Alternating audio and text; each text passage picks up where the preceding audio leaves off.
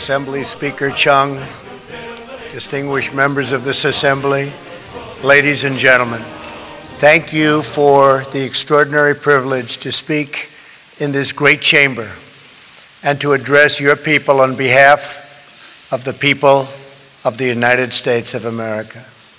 In our short time in your country, Melania and I have been awed by its ancient, modern wonders, and we are deeply moved by the warmth of your welcome.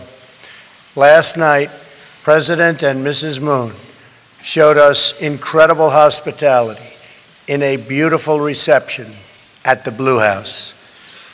We had productive discussions on increasing military cooperation and improving the trade relationship between our nations on the principle of fairness and reciprocity. Through this entire visit, it has been both our pleasure and our honor to create and celebrate a long friendship between the United States and the Republic of Korea.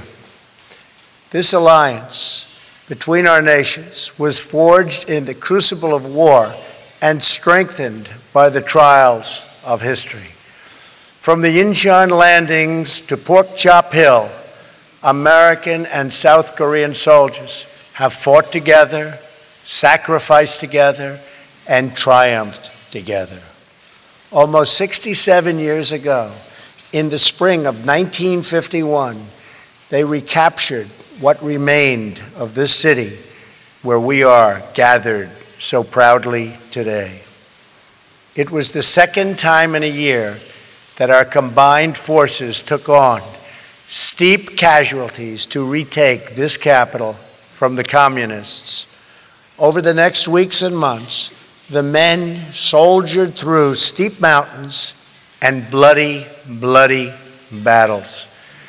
Driven back at times, they will their way north to form the line that today divides the oppressed and the free. And there, American and South Korean troops have remained together holding that line for nearly 7 decades.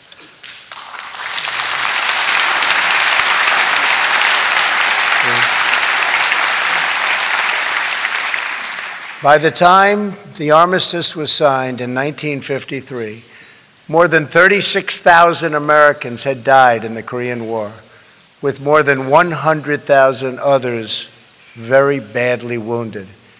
They are heroes, and we honor them. We also honor and remember the terrible price the people of your country paid for their freedom. You lost hundreds of thousands of brave soldiers and countless innocent civilians in that gruesome war. Much of this great city of Seoul was reduced to rubble. Large portions of the country were scarred, severely, severely hurt by this horrible war. The economy of this nation was demolished. But as the entire world knows, over the next 2 generations, something miraculous happened on the southern half of this peninsula. Family by family, city by city, the people of South Korea built this country into what is today one of the great nations of the world, and I congratulate you.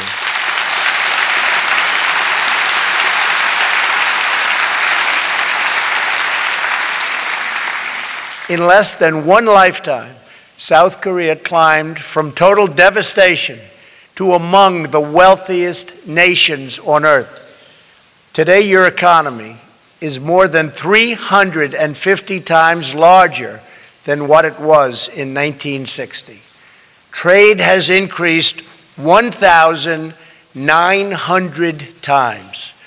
Life expectancy has risen from just 53 years to more than 82 years today. Like Korea, and since my election exactly 1 year ago today, I celebrate with you.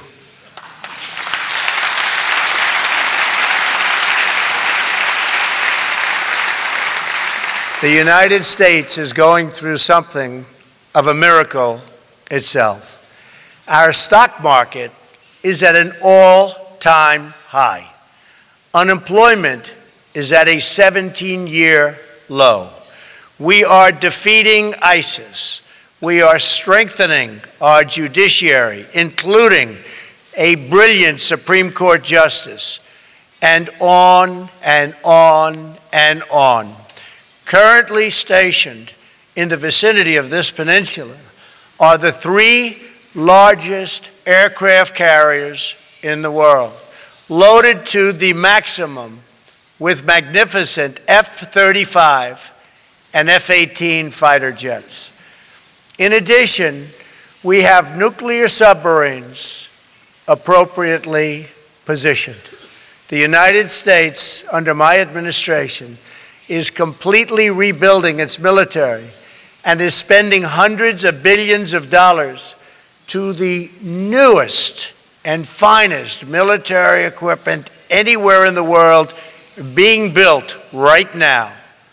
I want peace through strength.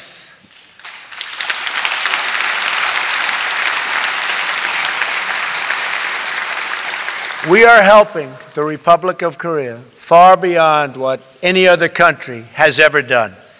And in the end, we will work things out far better than anybody understands or can even appreciate. I know that the Republic of Korea, which has become a tremendously successful nation, will be a faithful ally of the United States very long into the future.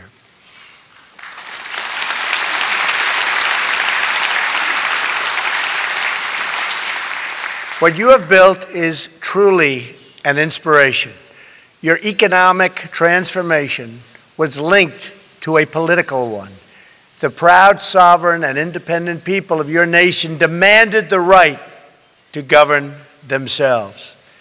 You secured free parliamentary elections in 1988, the same year you hosted your first Olympics. Soon after, you elected your first civilian president in more than 3 decades. And when the republic you won faced financial crisis, you lined up by the millions to give your most prized possessions, your wedding rings, heirlooms, and gold luck keys, to restore the promise of a better future for your children.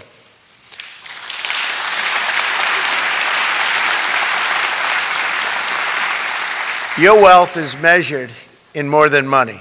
It is measured in achievements of the mind and achievements of spirit. Over the last several decades, your scientists have engineered so many magnificent things. You've pushed the boundaries of technology, pioneered miraculous medical treatments, and emerged as leaders in unlocking the mysteries of our universe. Korean authors penned roughly 40,000 books this year. Korean musicians fill concert halls all around the world. Young Korean students graduate from college at the highest rates of any country. And Korean golfers are some of the best on earth.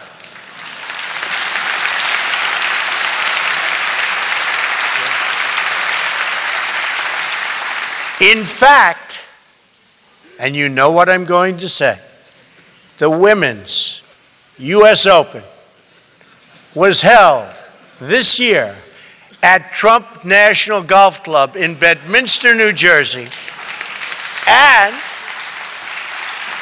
it just happened to be won by a great Korean golfer, Sung-hyun Park, and 8 of the top 10 players were from Korea. And the top 4 golfers, 1, 2, 3, 4, the top 4 were from Korea. Congratulations. Congratulations.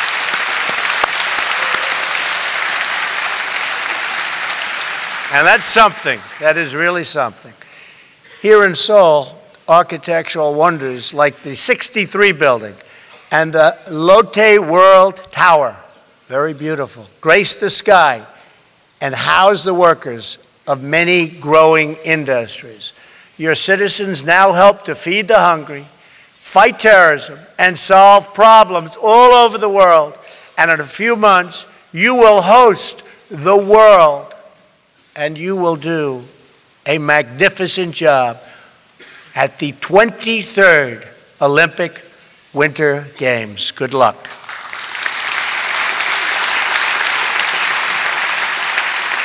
The Korean miracle extends exactly as far as the armies of free nations advanced in 1953, 25 miles to the north. There it stops. It all comes to an end. Dead stop. The flourishing ends, and the prison state of North Korea sadly begins. Workers in North Korea labor grueling hours in unbearable conditions for almost no pay. Recently, the entire working population was ordered to work for 70 days straight, or else pay for a day of rest. Families live in homes without plumbing, and fewer than half have electricity. Parents bribe teachers in hopes of saving their sons and daughters from forced labor. More than 1 million North Koreans died of famine in the 1990s, and more continue to die of hunger today. Among children under the age of 5, nearly 30% of afflicted and are afflicted by stunted growth due to malnutrition. And yet, in 2012 and 2013, the regime spent an estimated $200 million, or almost half the money that it allocated to improve living standards for its people, to instead build even more monuments, towers, and statues to glorify its dictators. What remains of the meager harvest of the North Korean economy is distributed according to perceived loyalty to a twisted regime. Far from valuing its people as equal citizens, this cruel dictatorship measures them, scores them, and ranks them based on the most arbitrary indications of their allegiance to the state. Those who score the highest in loyalty may live in the capital city. Those who score the lowest starve. A small infraction by one citizen, such as accidentally staining a picture of the tyrant printed in a discarded newspaper, can wreck the social credit rank of his entire family for many decades. An estimated 100,000 North Koreans suffer in gulags, toiling in forced labor, and enduring torture, starvation, rape, and murder on a constant basis. In one known instance, a 9-year-old boy was imprisoned for 10 years because his grandfather was accused of treason. In another, a student was beaten in school for forgetting a single detail about the life of Kim Jong-un. Soldiers have kidnapped foreigners and forced them to work as language tutors for North Korean spies.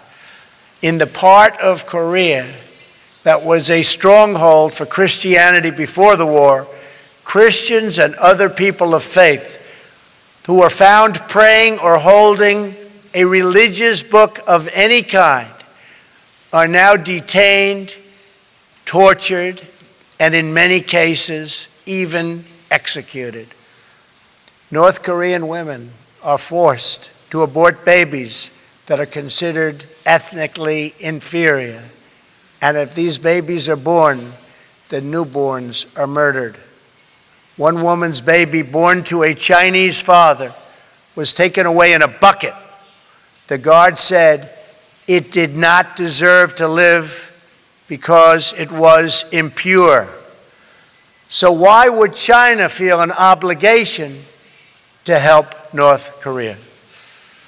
The horror of life in North Korea is so complete that citizens pay bribes to government officials to have themselves exported aboard as slaves. They would rather be slaves than live in North Korea. To attempt to flee is a crime punishable by death. One person who escaped remarked, "When I think about it now, I was not a human being. I was more like an animal. Only after leaving North Korea did I realize what life was supposed to be." And so, on this peninsula, we have watched the results of a tragic experiment in a laboratory of history. It is a tale of one people, but two Koreas. One Korea in which the people took control of their lives and their country and chose a future of freedom and justice, of civilization and incredible achievement. And another Korea in which leaders imprisoned their people under the banner of tyranny, fascism, and oppression. The result of this experiment are in, and they are totally conclusive. When the Korean War began in 1950, the two Koreas were approximately equal in GDP per capita. But by the 1990s, South Korea's wealth had surpassed North Korea's by more than 10 times. And today, the South's economy is over 40 times larger. So you started the same a short while ago, and now you're 40 times larger. You're doing something right. Considering the misery wrought by the North Korean dictatorship, it is no surprise that it has been forced to take increasingly desperate measures to prevent its people from understanding this brutal contrast. Because the regime fears the truth above all else, it forbids virtually all contact with the outside world. Not just my speech today, but even the most commonplace facts of South Korean life are forbidden knowledge to the North Korean people. Western and South Korean music is banned. Possession of foreign media is a crime, punishable by death. Citizens spy on fellow citizens. Their homes are subject to search at any time, and their every action is subject to surveillance. In place of a vibrant society, the people of North Korea are bombarded by state propaganda practically every waking hour of the day. North Korea is a country ruled as a cult. At the center of this military cult is a deranged belief in the leader's destiny to rule as parent protector over a conquered Korean peninsula and an enslaved Korean people. The more successful South Korea becomes, the more decisively you discredit the dark fantasy at the heart of the Kim regime. In this way, the very existence of a thriving South Korean republic threatens the very survival of the North Korean dictatorship. This city and this assembly are living proof that a free and independent Korea not only can, but does stand strong, sovereign, and proud among the nations of the world.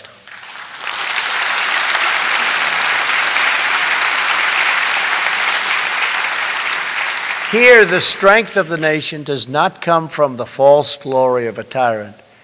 It comes from the true and powerful glory of a strong and great people, the people of the Republic of Korea. A Korean people who are free to live, to flourish, to worship, to love, to build, and to grow their own destiny. In this republic, the people have done what no dictator ever could. You took, with the help of the United States, responsibility for yourselves and ownership of your future. You had a dream, a Korean dream, and you built that dream into a great reality. In so doing, you performed the miracle on the Han that we see all around us, from the stunning skyline of Seoul to the plains and peaks of this beautiful landscape. You have done it freely. You have done it happily. And you have done it in your own very beautiful way. This reality, this wonderful place, your success, is the greatest cause of anxiety, alarm, and even panic to the North Korean regime.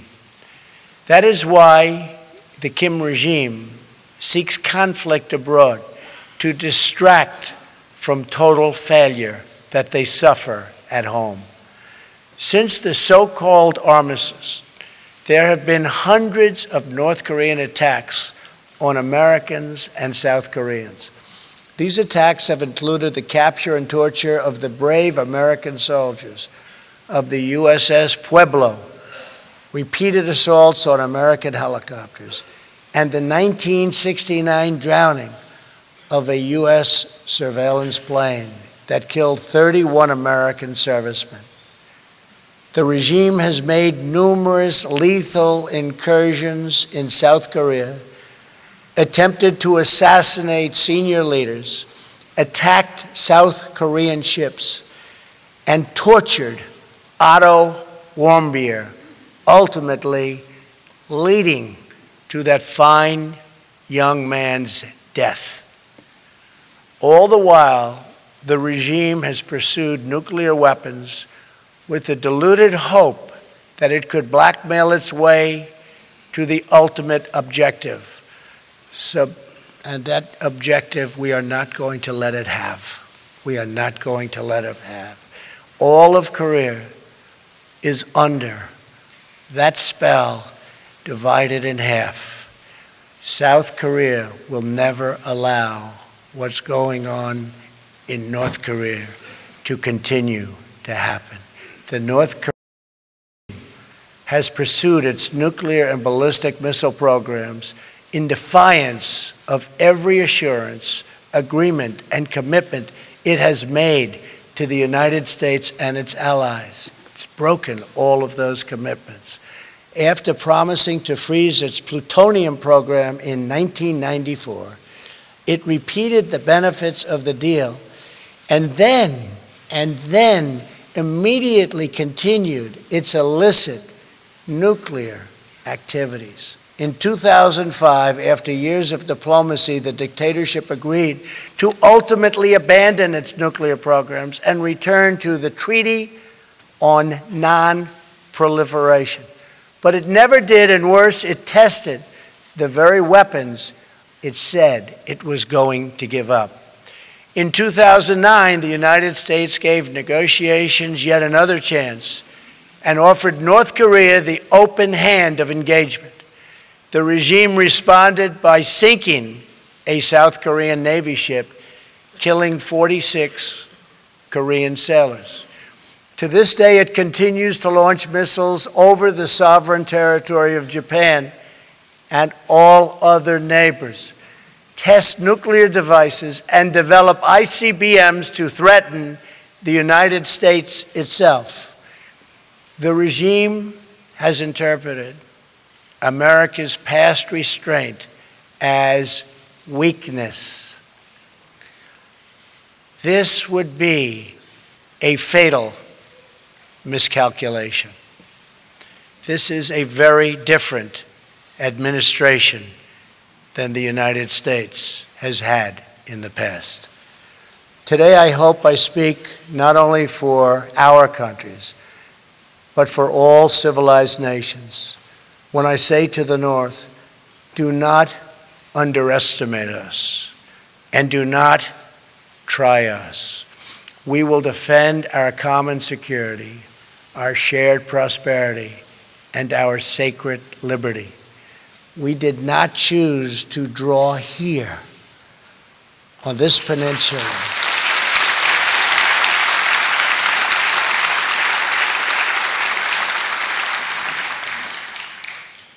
This magnificent peninsula, the thin line of civilization that runs around the world and down through time.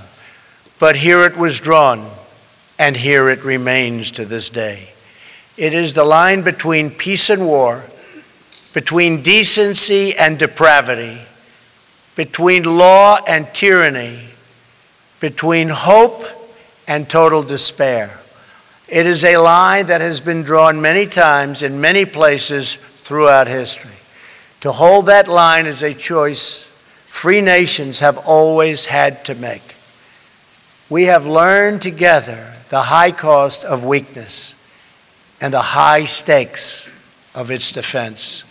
America's men and women in uniform have given their lives in the fight against Nazism, imperialism, communism, and terror.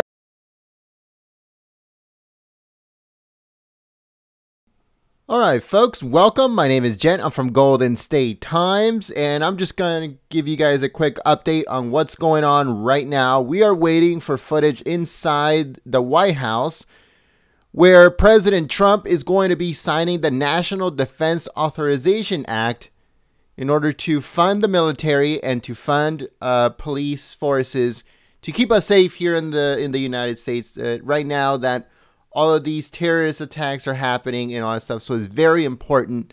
Like I said, we are waiting for footage from inside the White House. We're waiting for the feed. And also later on today, there's a press briefing with Sarah Sanders. And we're going to also have coverage of the Alabama Senate election. So make sure that you guys don't go anywhere. If you're new, subscribe to the channel, click the notification bell, and stay tuned because there's a lot of live streams and a lot of information, breaking news, all that stuff. It's coming up. So you guys are going to see a technical screen is going to come up. And as we wait for President Trump and the White House, so we're just waiting for the feed. It should be coming soon. And we'll go on from there. Thank you very much for watching. Please share the stream. It should start soon. And make sure you guys smack a like on this live stream. And I'll see you guys on the chat. Korean sailors. To this day, it continues to launch missiles over the sovereign territory of Japan and all other neighbors, test nuclear devices, and develop ICBMs to threaten the United States itself. The regime has interpreted America's past restraint as weakness. This would be a fatal miscalculation. This is a very different administration than the United States has had in the past. Today, I hope I speak not only for our countries, but for all civilized nations when I say to the North, do not underestimate us and do not try us. We will defend our common security, our shared prosperity, and our sacred liberty. We did not choose to draw here on this peninsula.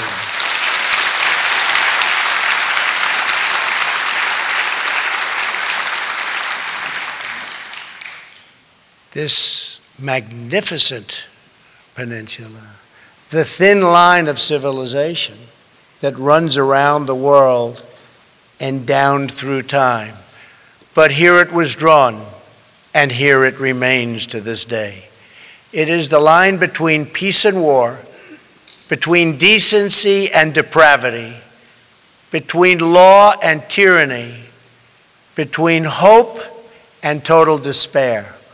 It is a line that has been drawn many times in many places throughout history. To hold that line is a choice free nations have always had to make. We have learned together the high cost of weakness and the high stakes of its defense.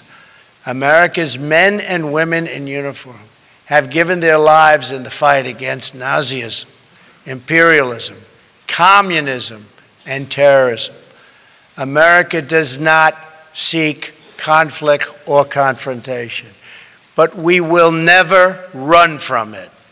History is filled with discarded regimes that have foolishly tested America's resolve. Anyone who doubts the strength or determination of the United States should look to our past, and you will doubt it no longer. We will not permit America or our allies to be blackmailed or attacked. We will not allow American cities to be threatened with destruction. We will not be intimidated, and we will not let the worst atrocities in history be repeated here on this ground we fought and died so hard to secure.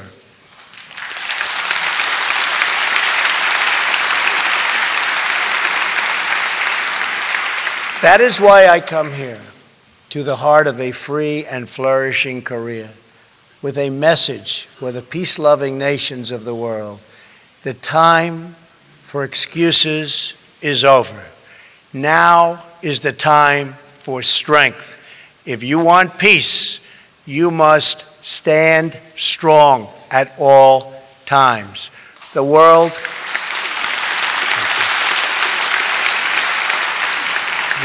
cannot tolerate the menace of a rogue regime that threatens with nuclear devastation.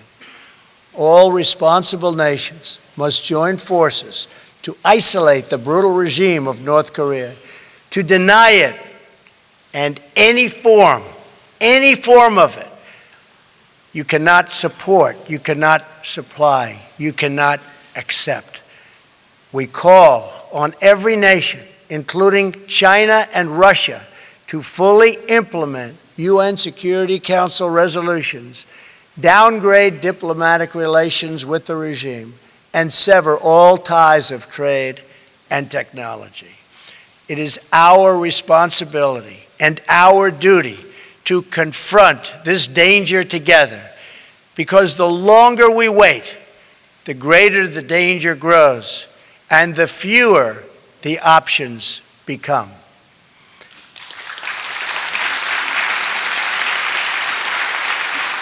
And to those nations that choose to ignore this threat, or worse still, to enable it, the weight of this crisis is on your conscience.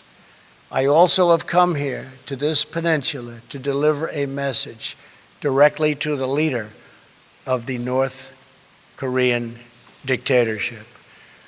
The weapons you are acquiring are not making you safer. They are putting your regime in grave danger. Every step you take down this dark path increases the peril you face. North Korea is not the paradise your grandfather envisioned. It is a hell that no person deserves. Yet, despite every crime you have committed against God and man, you are ready to offer, and we will do that. We will offer a path to a much better future. It begins with an end to the aggression of your regime, a stop to your development of ballistic missiles, and complete, verifiable, and total denuclearization.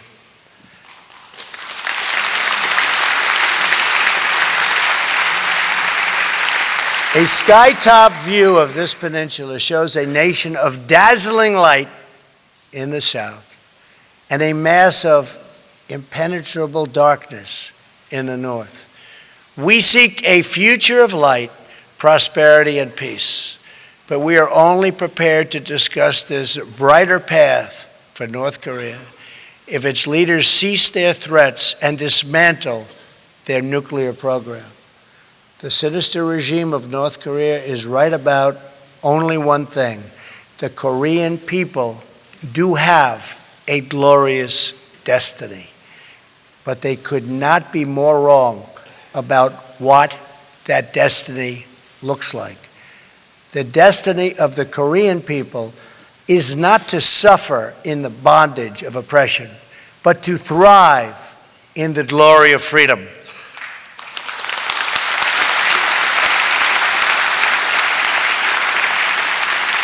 What South Koreans have achieved on this peninsula is more than a victory for your nation.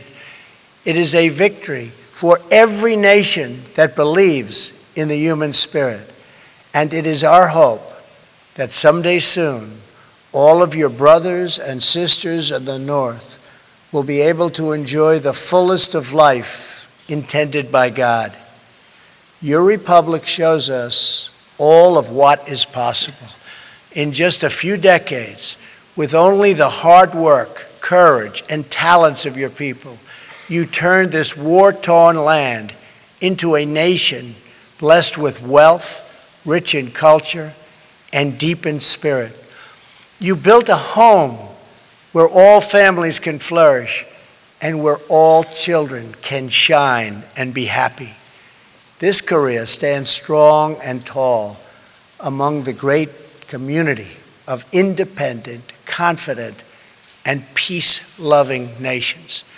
We are nations that respect our citizens, cherish our liberty, treasure our sovereignty, and control our own destiny. We affirm the dignity of every person and embrace the full potential of every soul. And we are always prepared to defend the vital interests of our people against the cruel ambition of tyrants. Together we dream of a Korea that is free, a peninsula that is safe, and families that are reunited once again. We dream of highways connecting north and south, of cousins embracing cousins, and this nuclear nightmare replaced with the beautiful promise of peace. Until that day comes, we stand strong and alert. Our eyes are fixed to the north and our hearts praying for the day when all Koreans can live in freedom. Thank you. God bless you. God bless. All right, folks, so we have some footage that we want to show you guys real quick before we head out to the White House, where President Trump is going to be signing the National Defense Authorization Act. Right now, Roy Moore is casting his vote in Alabama, so I want to show you guys real quick that footage as Roy Moore is casting his vote for the Senate seat in Alabama. Give me 1 second. I'll put it up on your screen. Okay, it should be coming up. Here we go. So this is live footage from Alabama, where Roy Moore is casting his vote inside. He's set to come out right now. This is a new low point in American politics. Mistrust in the media. Well, I'm coming to the Senate, and we'll work out our problems. So in a few hours' time, the people of Alabama will pass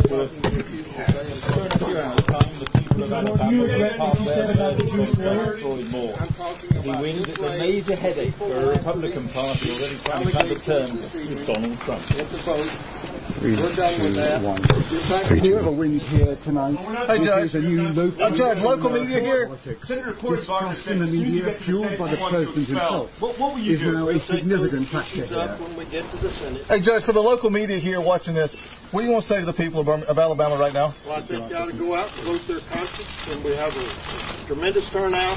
The nation is watching this. In fact, we have how many international people from overseas, different nations here today. It's a very important race for our country, for our state, and for the future. Judge Moore, if you win, are you prepared to face an ethics committee investigation? We take those problems up when we get to the Senate, when we win. Judge, what do you say to those who accuse you essentially of bigotry? Mrs. Moore, just one question. Mrs. Moore, what's the last one like? What do you say to those who accuse you of bigotry,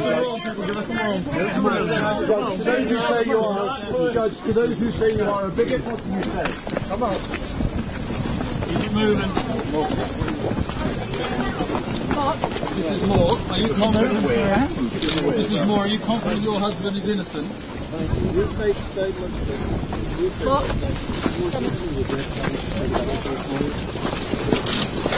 Judge Moore, are you ready for the fight on Capitol Hill with your own party? Thank you very much for coming. Judge Moore, what's your response to Senator Shelby? We're dealing with horses here, and these Y'all make them very nervous, so if you would stay back.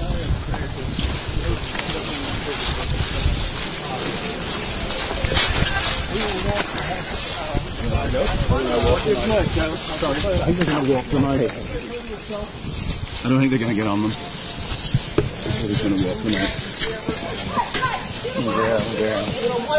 cameras, everybody. You're going to ride the horses. Ride the horses. I know that. You keep on and walk them. Let them jump straight out the tree, okay? Just step in a bit.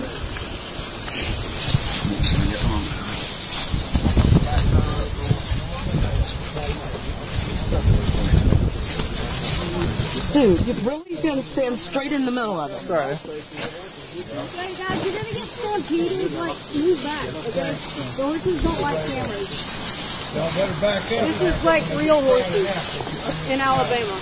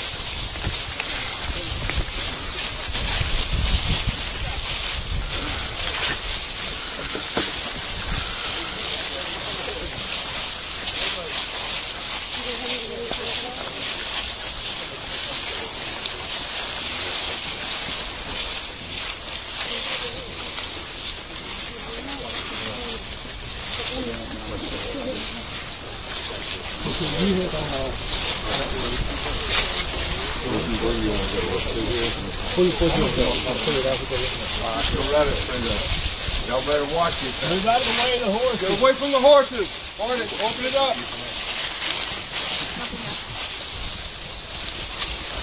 Now she is a polite rider. I'm not. Get him away and you'll get run over, so I'll give you over. What's the name of your horse, sir? She is just that. She's set. Fueled by the problem has become a significant factor here. That's interesting duty, right? Yeah, I think it's coming through you.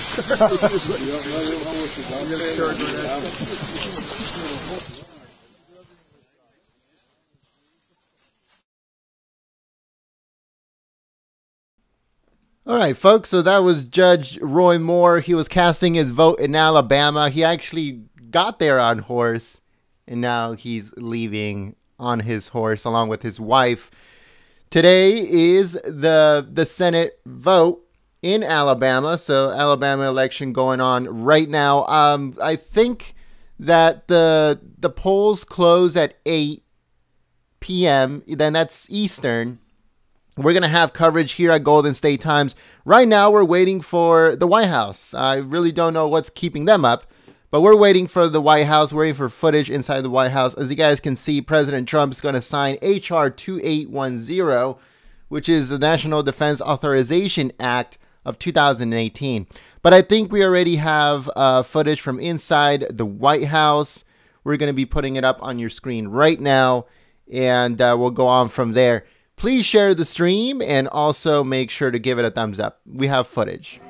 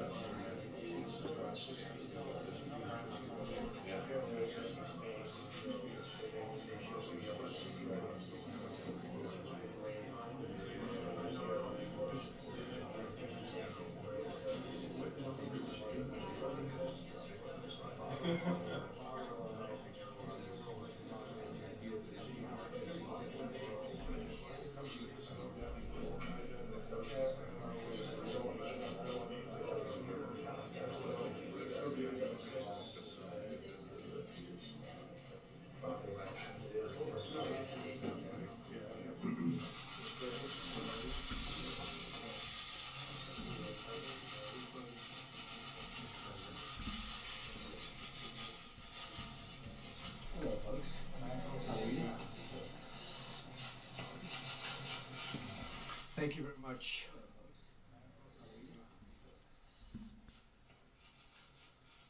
Thank you very much, Mr. Vice President, Secretary Mattis, General Dunford, senior military leaders and distinguished guests. Thank you all for being here as we prepare to sign something that is extremely important, the National Defense Authorization Act. We're signing it into law. This historic legislation demonstrates our unwavering commitment to our men and women in uniform, the greatest fighting force in the history of the world, and we're making it a lot better than even that. Before we begin, I want to address the terrorist attack that took place yesterday in New York City and to praise the first responders, local police, and federal law enforcement for their quick action. They did an incredible job. There have now been 2 terrorist attacks in New York City in recent weeks carried out by foreign nationals here on green cards. The first attacker came through the visa lottery, and the second through chain migration. We're going to end both of them. The lottery system and chain migration. We're going to end them fast. Congress must get involved immediately, and they are involved immediately, and I can tell you we have tremendous support.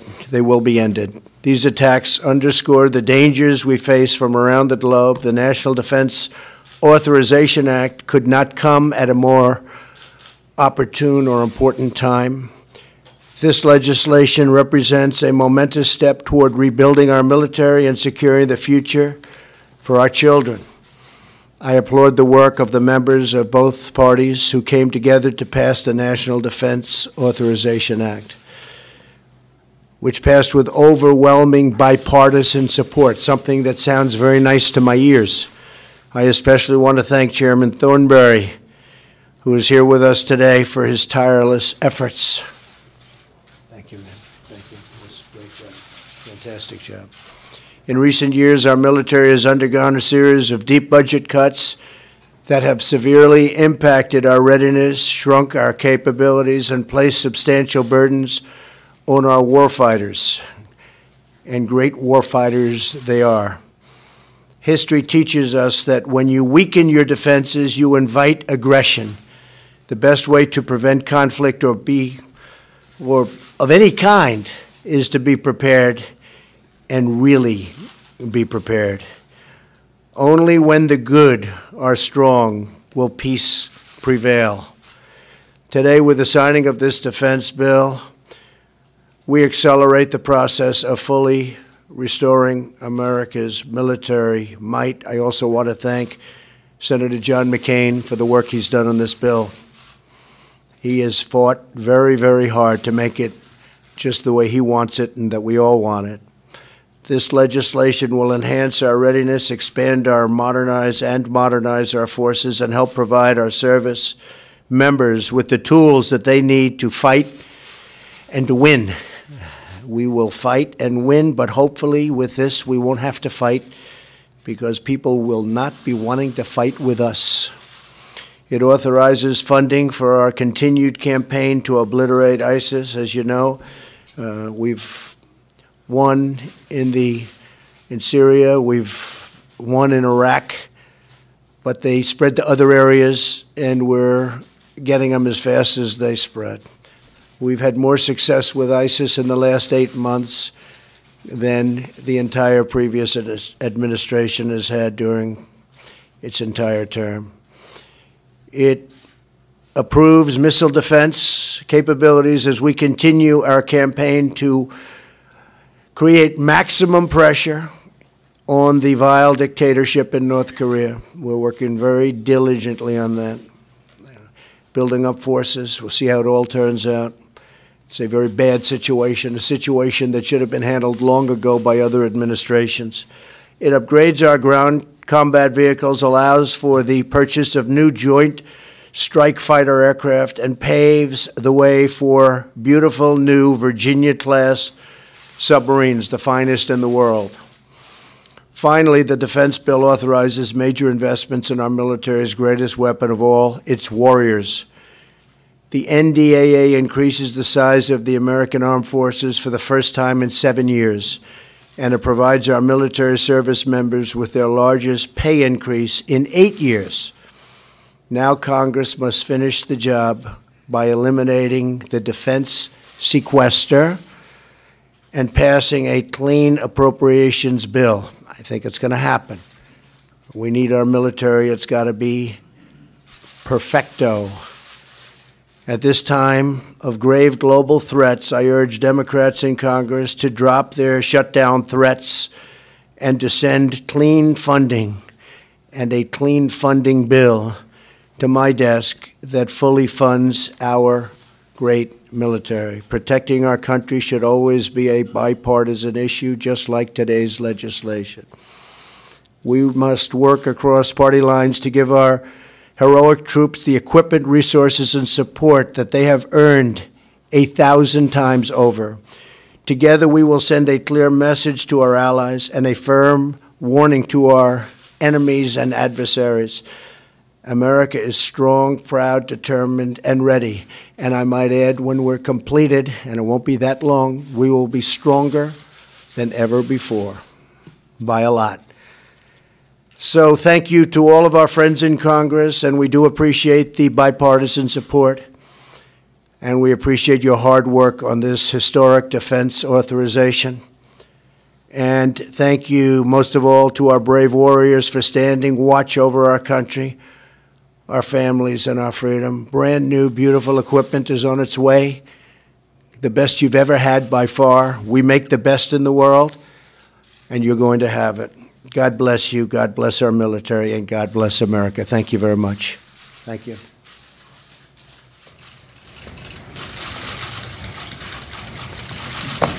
I won't be showing all of this to everybody, believe it or not. That's a lot of pages. That is a lot of pages.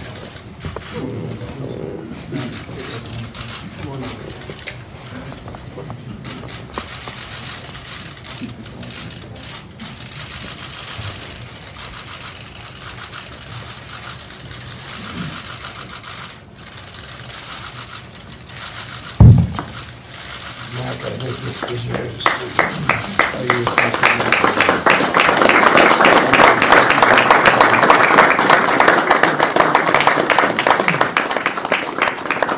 Thank you very much, everybody. Mr. President, what did you mean when you said that Kirsten Gillibrand would do anything for a campaign contribution? Well, thank you, Jay.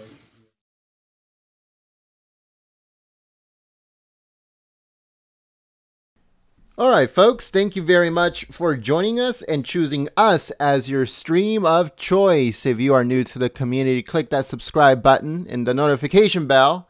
And also don't forget to give a thumbs up on this live stream. Thank you so much for tuning in. And like I said, for choosing us as your stream of choice. Thank you so much to the moderators that came out and kept the chat clean and enjoyable for everyone. You guys do an amazing job. And I can't thank you enough for all your hard work today and throughout the year. You guys have been amazing the whole time. Thank you to those that shared the stream on social media. And also, I'd like to take a minute to thank our sponsors. We don't have sponsors like, you know, big companies or big names and stuff like that. Our sponsors is the viewer, you folks. The people that are coming up on the ticker, these are our sponsors as of right now. Because of these sponsors, we're able to actually cover stories that we normally can't cover. Because of demonetization here on YouTube, we can't cover ISIS, we can't cover North Korea, we can't cover some of Roy Moore's stuff, Steve Bannon, all of those things. If you put it in the title, in the description, in the tags, anywhere on the video, even on the thumbnail, they'll demonetize it. Okay, so thank you to our sponsors for keeping us uncensored. We don't have to self-censor ourselves. We don't have to censor our own selves in order for us to pass through the demonetization phase. So if you would like to become a Golden State Times sponsor, you can go to our website at goldenstatetimes.com. Again, that's goldenstatetimes.com and become a sponsor. Here, let me show you guys real quick how that works. Let me go back to the live stream and I'll show you guys real quick how that works. So if you go to goldenstatetimes.com, we actually have a website for those that don't know, goldenstatetimes.com.